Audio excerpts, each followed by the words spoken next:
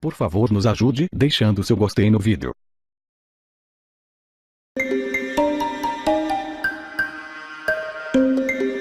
Uma casa do ex-governador Sérgio Cabral, na chamada Costa Verde do litoral fluminense, vai ser leiloada. Os nossos repórteres entraram hoje na mansão. É um lugar discreto e tranquilo, um refúgio no meio da natureza. A casa de 460 metros quadrados virou um dos símbolos do governo de Sérgio Cabral. Era para cá que ele e a família vinham nos fins de semana, muitas vezes de helicóptero. Espaçosa, tem cozinha, sala de TV, sala de estar e 5 suítes, a do casal com vista para o mar.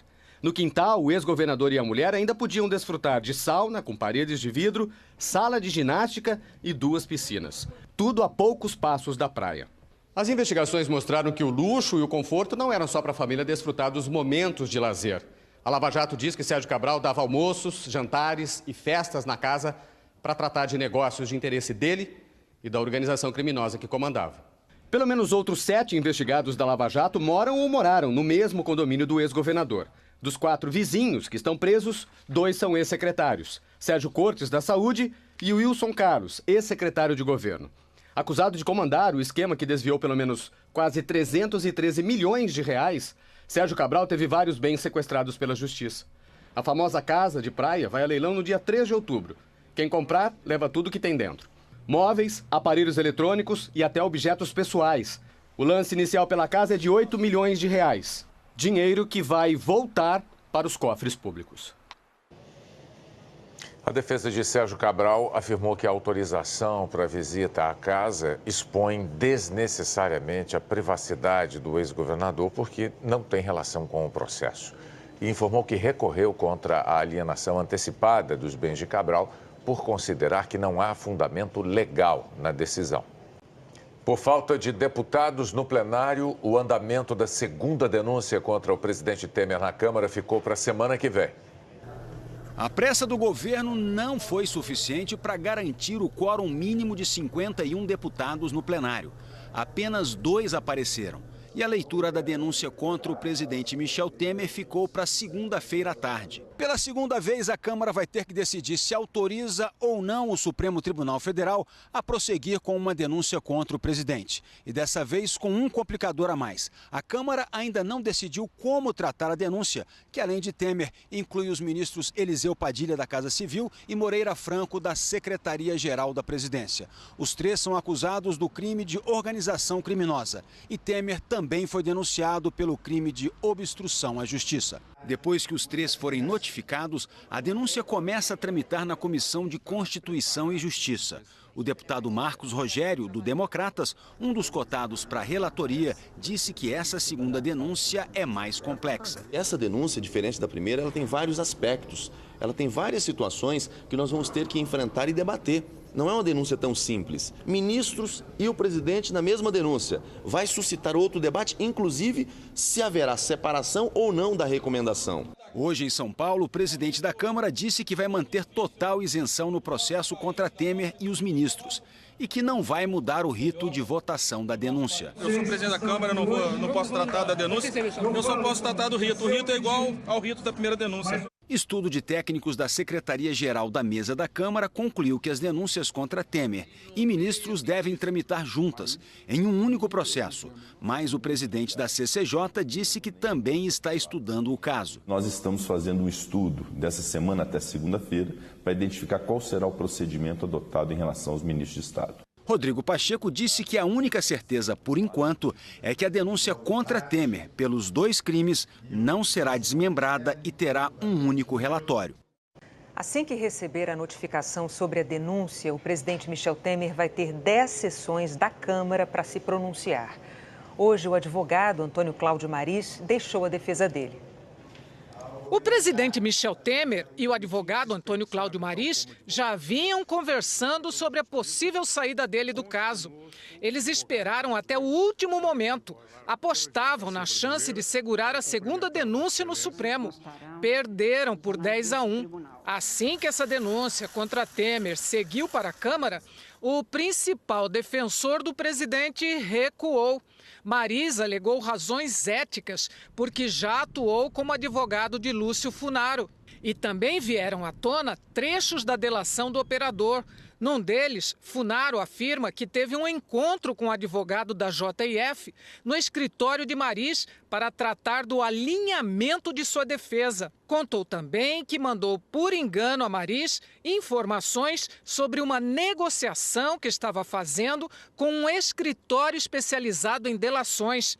Funaro disse que Mariz repassou a Michel Temer essas informações sobre sua possível delação premiada e que, por isso, pela quebra de sigilo profissional, chamou Mariz de vagabundo. A delação de Funaro contribuiu para que Temer e seus ministros Eliseu Padilha e Moreira Franco fossem denunciados por organização criminosa. E agora Temer não contará com o amigo Mariz para defendê-lo na Câmara. O advogado, no entanto, continua sendo seu conselheiro. Enquanto escolhia o substituto de Mariz, Temer preparou sua própria defesa contra as acusações feitas pelo ex-procurador-geral Rodrigo Janot. O texto foi gravado no fim da manhã e divulgado em rede social no fim da tarde. A verdade é valor essencial nas democracias. É sobre ela que se fundam as relações sociais e a força das nossas instituições. Fora do compromisso com a realidade, nosso destino é incerto e podemos ser conduzidos a trágicos desastres. A história está repleta de exemplos. Só regimes de exceção aceitaram acusações sem provas, movidos por preconceito, ódio, rancor ou interesses escusos. Lamento dizer que, hoje, o Brasil pode estar trilhando esse caminho. A única vacina contra essa marcha de insensatez é a verdade.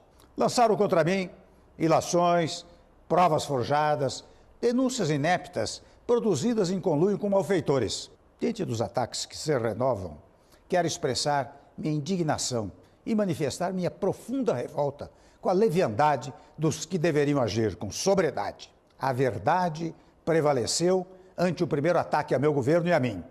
A verdade, mais uma vez, triunfará. Tenho convicção absoluta de que a Câmara dos Deputados encerrará esses últimos episódios de uma triste página de nossa história em que mentiras e inverdades induziram a mídia e as redes sociais nesses últimos dias. A incoerência e a falsidade foram armas do cotidiano para o extermínio de reputações. Tenho convicção de que os parlamentares submeterão essa última denúncia aos critérios técnicos e legais e à verdade dos fatos. Uma análise crítica e desapaixonada provará os abusos dos que conspiraram contra a presidência da República e o Brasil. Quando o vídeo foi divulgado, o presidente já estava em São Paulo, onde se reuniu com Mariz e o novo advogado de defesa. Será Eduardo Carnelós. O próprio Mariz apresentou o criminalista ao presidente. Carnelós foi presidente da Associação dos Advogados de São Paulo e do Conselho Nacional de Política Criminal e Penitenciária do Ministério da Justiça. Temer permanece em São Paulo. Amanhã completa 77 anos. A conversa de um procurador, testemunhada e divulgada por uma repórter, fez com que ele pedisse afastamento do cargo na equipe da Procuradora-Geral Raquel Dodge. É a primeira baixa na equipe da nova Procuradora-Geral da República, Raquel Dodge. Na nota em que anunciou a decisão, Raquel Dodge diz que o pedido de exoneração feito pelo procurador Sidney Madruga, que ocupava o cargo de coordenador do Grupo Executivo Nacional da Função Eleitoral, foi aceito para evitar ilações impróprias e indevidas. Ele deixa a nova equipe depois que o jornal Folha de São Paulo publicou uma reportagem em que relata que Madruga, durante um almoço ontem em Brasília, disse que a tendência do órgão é investigar o ex-chefe de gabinete de Rodrigo Janot, o procurador Eduardo Pelela. Na nota em que informa a exoneração de Sidney Madruga, a Procuradoria-Geral da República frisou que ele não atuava em matéria criminal e não teve acesso a nenhuma investigação ou ação penal conduzidas pela atual equipe da Lava Jato em Brasília. À tarde, a Folha revelou que a pessoa com quem o procurador Sidney Madruga conversou no almoço foi a advogada Fernanda Tórtima, que deixou a defesa da JF depois de ter sido citada por Joesley Batista e Ricardo Saldi de maneira deselegante em uma gravação entregue à PGR. Nas investigações, Fernanda Tórtima aparece em contatos da JBS com o ex-procurador Marcelo Miller, suspeito de orientar a delação premiada da JF enquanto ainda estava no cargo. Em ofício encaminhado à PGR, o procurador Eduardo Pelela diz que tomou conhecimento da reportagem hoje de manhã e informa que, a exemplo do que ocorreu durante todo o período de transição, está à disposição para qualquer esclarecimento que se entenda necessário. A advogada Fernanda Tórtima não quis se manifestar. Feitas pelo ex-procurador-geral Rodrigo Janot. O texto foi gravado no fim da manhã e divulgado em rede social no fim da tarde. A verdade é valor essencial nas democracias. É sobre ela que se fundam as relações sociais e a força das nossas instituições. Fora do compromisso com a realidade, nosso destino é incerto e podemos ser conduzidos a trágicos desastres. A história está repleta de exemplos. Só regimes de exceção aceitaram acusações sem provas, movidos por preconceito, ódio, rancor ou interesses escusos. Lamento dizer que, hoje, o Brasil pode estar trilhando esse caminho. A única vacina contra essa marcha de insensatez é a verdade. Lançaram contra mim ilações, provas forjadas, denúncias ineptas produzidas em conluio com malfeitores. Diante dos ataques que se renovam, quero expressar minha indignação e manifestar minha profunda revolta com a leviandade dos que deveriam agir com sobriedade. A verdade prevaleceu ante o primeiro ataque a meu governo e a mim. A verdade, mais uma vez, triunfará. Tenho convicção absoluta de que a Câmara dos Deputados encerrará esses últimos episódios de uma triste página de nossa história em que mentiras e inverdades induziram a mídia e as redes sociais nesses últimos dias. A incoerência e a falsidade foram armas do cotidiano para o extermínio de reputações. Tenho convicção de que os parlamentares submeterão essa última denúncia aos critérios técnicos e legais e à verdade dos fatos. Uma análise crítica e desapaixonada provará os abusos dos que conspiraram contra a presidência da República e o Brasil. Quando o vídeo foi divulgado, o presidente já estava em São Paulo, onde se reuniu com Mariz e o novo advogado de defesa. Será Eduardo Carnelós. O próprio Mariz apresentou o criminalista ao presidente. Carnelós foi presidente da Associação dos Advogados de São Paulo e do Conselho Nacional de Política Criminal e Penitenciária do Ministério da Justiça. Temer permanece em São Paulo. Amanhã completa 77 anos. A conversa de um procurador, testemunhada e divulgada por uma repórter, fez com que ele pedisse afastamento do cargo na equipe da Procuradora-Geral Raquel Dodge. É a primeira baixa na equipe da nova Procuradora-Geral da República, Raquel Dodge. Na nota em que anunciou a decisão, Raquel Dodge diz que o pedido de exoneração feito pelo procurador Sidney Madruga, que ocupava o cargo de coordenador por organização criminosa. E agora, Temer não contará com o amigo Mariz para defendê-lo na Câmara. O advogado, no entanto, continua sendo seu conselheiro. Enquanto escolhia o substituto de Mariz, Temer preparou sua própria defesa contra as acusações feitas pelo ex-procurador-geral Rodrigo Janot. O texto foi gravado no fim da manhã e divulgado em rede social no fim da tarde. A verdade é valor essencial nas democracias. É sobre ela que se fundam as relações sociais e a força das nossas instituições.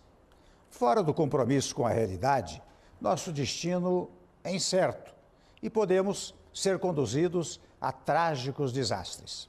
A história está repleta de exemplos. Só regimes de exceção aceitaram acusações sem provas, movidos por preconceito, ódio, rancor ou interesses escusos. Lamento dizer que, hoje, o Brasil pode estar trilhando esse caminho. A única vacina contra essa marcha de insensatez é a verdade.